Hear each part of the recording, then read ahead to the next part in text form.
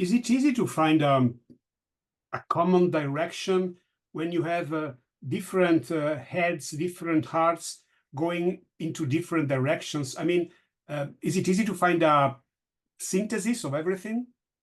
Or do you struggle a Well, little bit? Do you fight one against the other?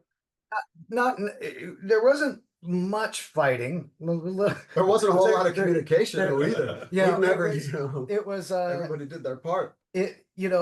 I kind of I because I've been producing for a long time, I kind of put myself in between so that we could filter his vision, but allow everyone to play the way they would play. So that way the sound is unique to the way that we play. And Yeah, And that was it- the best way to handle it. it, I had to do it. I had to do it. Yeah, and to kind of build on that. So once, so Ethan, creates this sort of wireframe drawing of this is what the song is, right?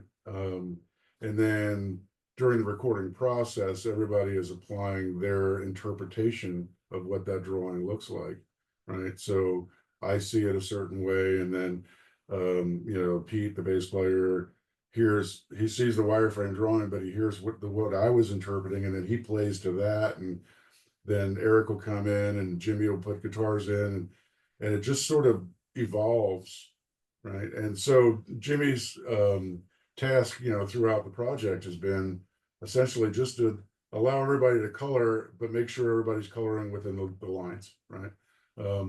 So you end up with this Technicolor piece of art that's a combination of my style, Pete's style, Eric's style, Jimmy's style, and Ethan's style, all melded together.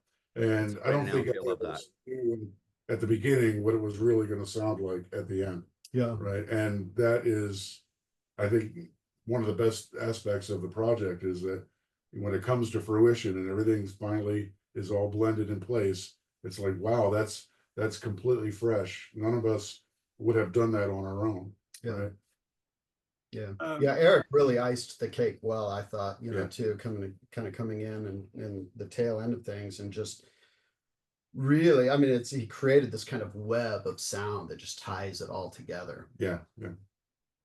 Yeah, and I had a lot of fun doing it, and exactly right, Ethan, is that I was as kind of the last person coming in on board much of the time. I mean, Jimmy and I played around with things and re-recorded some of the stuff together, but I kind of saw it as a way of being allowing me to be the connecting tissue, just as the fact that I was kind of the final piece of the puzzle.